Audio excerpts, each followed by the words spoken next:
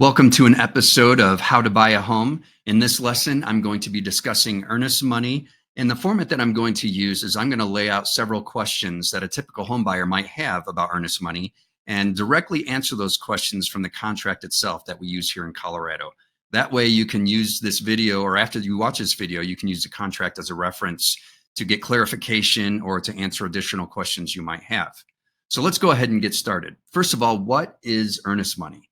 Essentially, it's a good faith deposit that shows the seller you are serious about buying their home. It shows them that you have some skin in the game and that you mean business. You wrote that offer and you're willing to tender a personal check or a wire transfer to the earnest money holder and let them hold on to it during the transaction. It states you're serious about purchasing this home. Now, where does the earnest money go during the transaction? Well, I'll read here from section 4.3. I have it highlighted here. The earnest money set forth in this section in the form of and I'll fill in this blank for you if I'm writing the offer, a personal check or a wire transfer will be payable to and held by the earnest money holder in its trust account on behalf of both buyer and seller.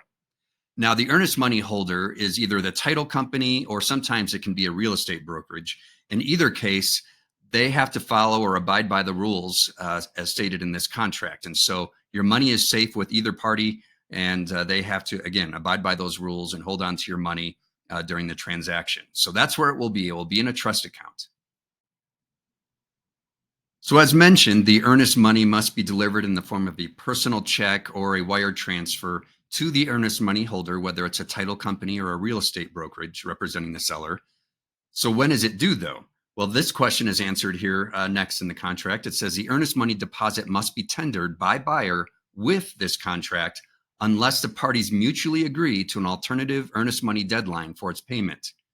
And that is typically how I write a contract. I will have an alternative earnest money deadline. And I'll scroll up here to the dates and deadlines part of the contract.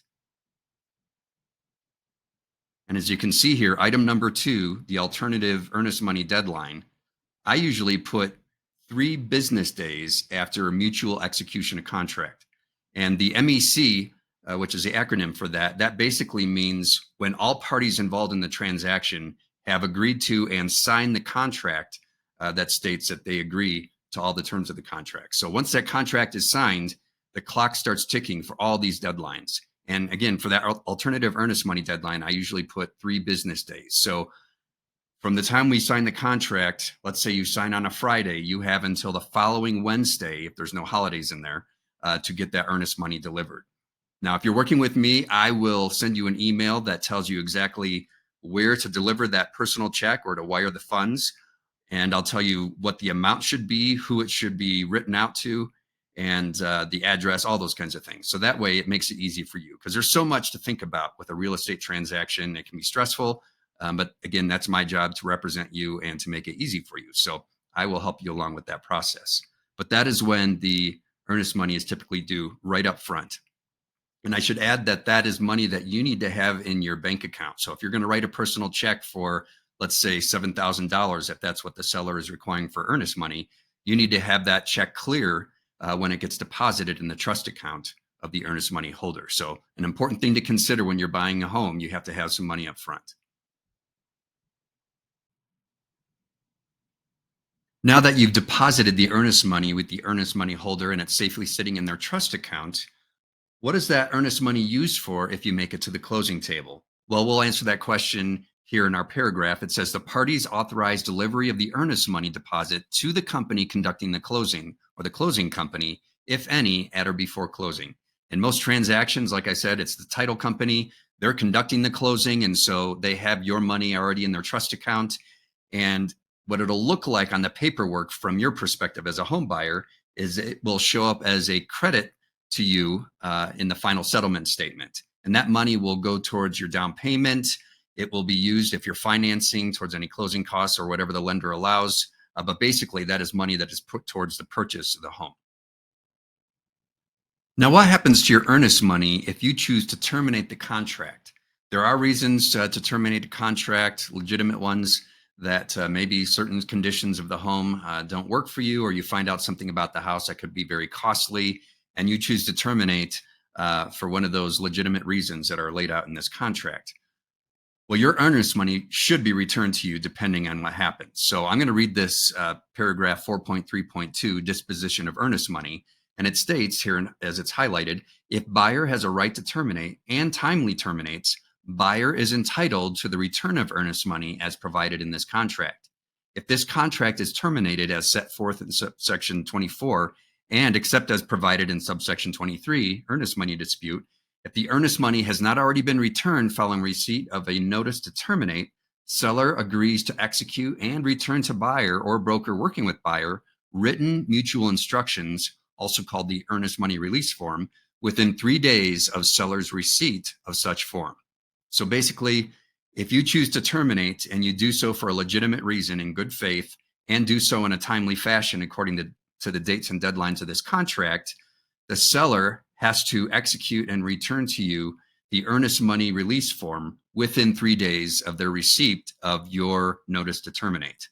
Now, oftentimes, if I'm working with a buyer and you want to terminate for a legitimate reason, I'll submit a notice to terminate and an earnest money release form to help expedite the process. Then they sign it. They have 3 days to sign it, get it back to us, and then we deliver it to the earnest money holder so that they can cut you a check. So that is the process or what happens when with your earnest money when you terminate. Now, I will tell you that there are times in a transaction where you have to terminate for a reason that is not according to the contract or not in a timely manner, and you are then forfeit to lose your earnest money in those kind of situations. But if I'm working with you, I'm going to be counseling you, I'm going to be advising you all the way through the process and, let you know, hey, if we go past this deadline, you could potentially lose your earnest money if you don't terminate. And that's up to you to make that choice if you want to continue past those deadlines. But you'll be fully aware so that you know what the risks are involved in the transaction and the potential risk of losing your earnest money. And so I'll go ahead and read this next part of the paragraph. And it basically says the same thing, but for the seller's perspective. If seller is entitled to the earnest money and except as provided in subsection 23, earnest money dispute, if the earnest money has not already been paid to seller following receipt of an earnest money release form, buyer agrees to execute and return to seller or broker working with seller written mutual instructions, again, that earnest money release form, within 3 days of buyer's receipt. So if the seller is entitled to the earnest money, you have a responsibility to have that earnest money released to them by filling out that form within 3 days of receipt of that notice to terminate. So important things to know. Again, if you're working with me, I'm going to be advising you and guiding you through this whole process so that you have eyes wide open, so to speak, as far as what lies ahead and what risks are involved and those kinds of things. So now the next question is, how soon will you get your earnest money back? So let's say you're in a situation, you've submitted the notice to terminate to the seller. The earnest money release form has been executed by both the buyer and the seller and delivered to the earnest money holder. How long do they have to get that money back to you? Unofficially, it's usually within a day. You can talk to a title company and I call them on your behalf and say, hey, we terminated. Here are the necessary forms. How soon can we expect that check to be written and delivered back to the buyer? And a lot of times they'll ask, do they want to stop by the title company and pick it up? Or do they want us to mail it to them? What have you? It just depends on the situation and how soon you need that money. But the turnaround time is pretty quick. But I do want to read this paragraph to you. This is after the contract, and this is in regards to brokerages that choose to hold on to the earnest money in their trust account. I'll read this highlighted section to you. It says, broker agrees that a brokerage firm is the earnest money holder and except as provided in section 23, if the earnest money has not already been returned following receipt of a notice to terminate or other written notice of termination, earnest money holder will release the earnest money as directed by the written mutual instructions. Such release of earnest money will be made within 5 days of earnest money holder's receipt of the executed written mutual instructions, provided the earnest money check is cleared. So if you've deposited that earnest money check with the earnest money holder, that check is cleared.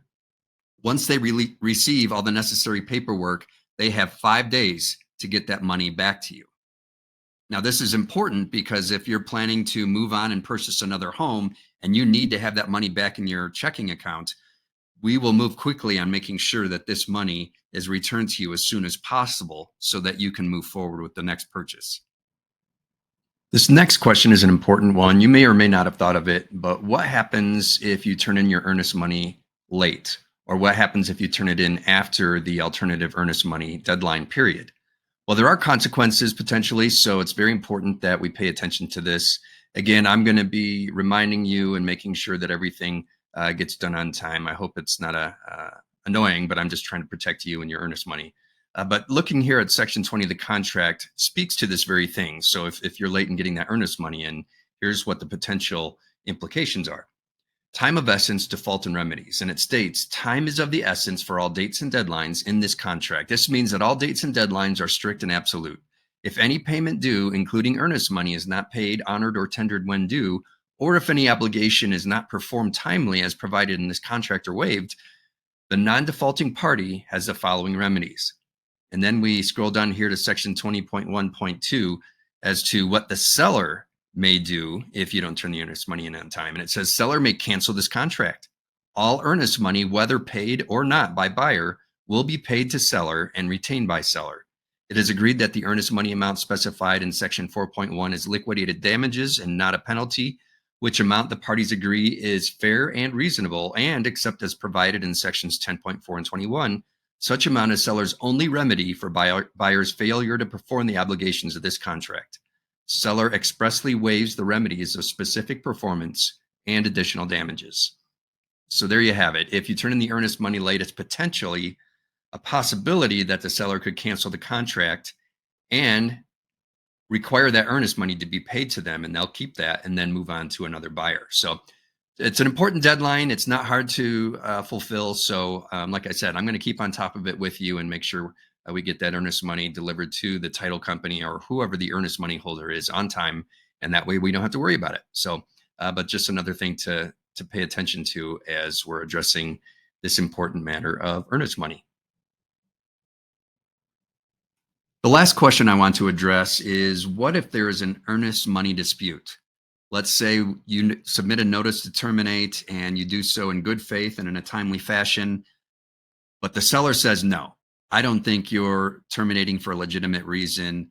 I think I'm entitled to the earnest money. Well, now we have a problem because you think you're entitled to it. They think they're entitled to it. And we have to find some kind of a resolution. Now, this is a point in a contract where I would advise you to consult with a real estate attorney. And I should point out, or take this opportunity to point out, that in a real estate transaction, before you sign it, you can see this statement up here. This form has important legal consequences and the parties should consult legal and tax or other counsel before signing. Now, you're not required to do so, but again, by law, I have to advise you of that. Now, let's scroll back down here to these sections that I was just highlighting regarding an earnest money dispute. And I'm not going to get into the details of this stuff because I am not a real estate attorney. And again, if we get into a situation where there is an earnest money dispute, I would advise that you do consult with an attorney. But I'll let you take a moment to go ahead and read these paragraphs and scroll through the rest of the contracts, as you should probably have one in your possession, and see what your options are when there's an earnest money dispute.